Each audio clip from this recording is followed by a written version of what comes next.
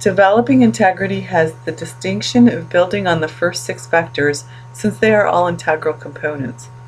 For me, this is a timely discussion because Dr. Martin Luther King Jr. personifies the concept of integrity.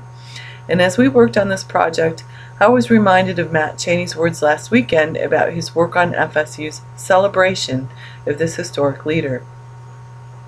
Matt told us, I can get up and talk about history, but what I really wanted was to get the students involved. Matt's idea was a compelling example of moving students from merely listening to true engagement. We begin our discussion by defining integrity. Webster tells us integrity is the quality or state of being complete. So developing integrity means that we act in accord with our values and that we find increasing responsibility for ourselves and for the experiences of others. It means that we grow beyond rigid thinking to learn that enlightenment comes with finding knowledge that exceeds our own experiences.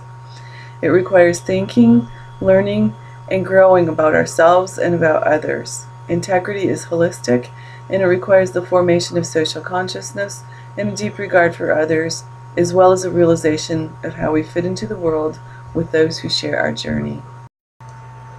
Chickering and Reiser tell us that there are 3 overlapping stages of the 7th vector of developing integrity: humanizing values, personalizing values, and congruence.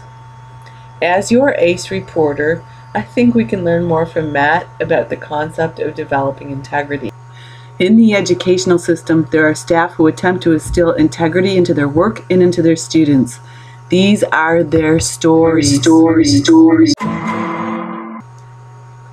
Matt, give us your take on humanizing values.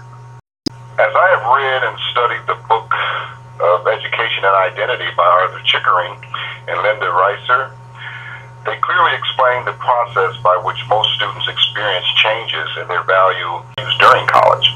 According to the text, humanizing values is similar to urban development. Old structures are demolished, which gives way to newer structures. Structures being likened to ideas or values or ways of thinking or maybe growth and development. Humanizing values can also be described as self-identified turning points stimulated by new intellectual experiences. Changes in values occur when students can get beyond polarized ways of thinking to newer ways of thinking. Humanizing values happens when you learn that an earlier belief may not tell the entire story and that further exploration of one's beliefs is okay and necessary. Well stated, Matt. Can you talk a little about personalizing values? Certainly. I've learned that what is very important for colleges to realize in our role in educating and developing students is to in some way attempt to increase a student's tolerance for diverse values while at the same time encouraging them to affirm their own principles. This can be done by teaching a student in a way that enlightens them and builds their thirst for knowledge and a desire to know more and learn more.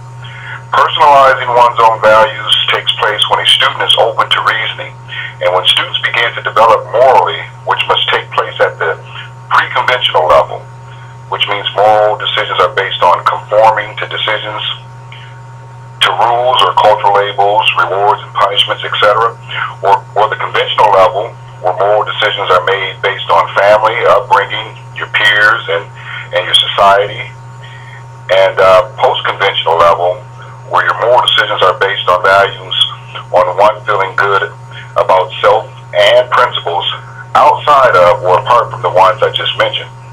We're taught that students increasingly develop their personal values away or apart from family and friends and are relying more and more on their own interpretations of their life's experiences.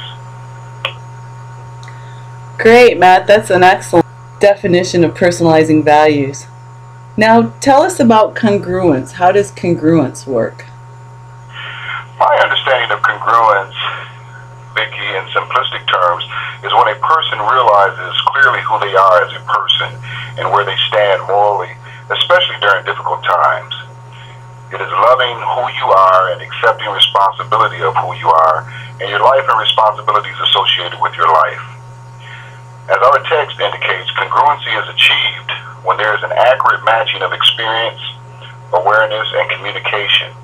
In addition, one learns to be congruent when you make a decision which goes against your and beliefs, and you suffer the consequences. Colleges promote congruency by being a catalyst for social, cultural, and intellectual stimulation, and by setting high ideals in curricular and co-curricular settings. Really nice, Matt. That's a great insight for us.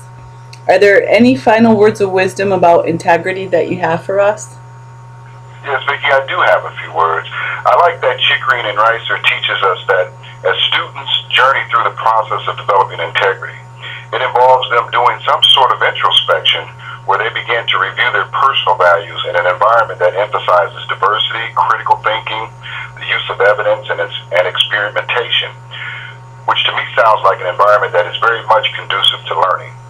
So it only makes sense that we should try to create this type of environment at any community college setting.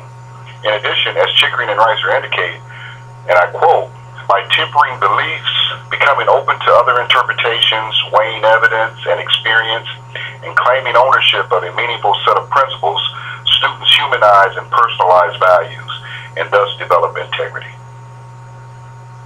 Excellent. And Matt, any final words? Is there anything that this reminds you of, this discussion of integrity? Well, it just reminds me of a quote from Dr. King, and the quote says, "The ultimate measure of a man is not where he stands in moments of comfort and convenience, but where he stands at times of controversy. The true neighbor will risk his position, his prestige, and even his life for the welfare of others."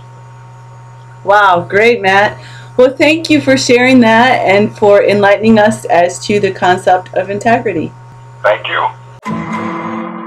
What we learned from Matt then is that integrity has roots in our history and holds the hope for our future. This is Sydney Chaney. She's the high school graduating class of 2012 and college graduation date of 2016.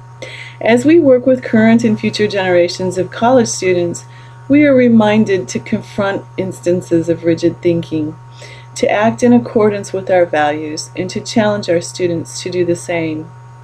Learning and growth happens within humanity's torch, which never burns brighter than when we conduct ourselves with integrity.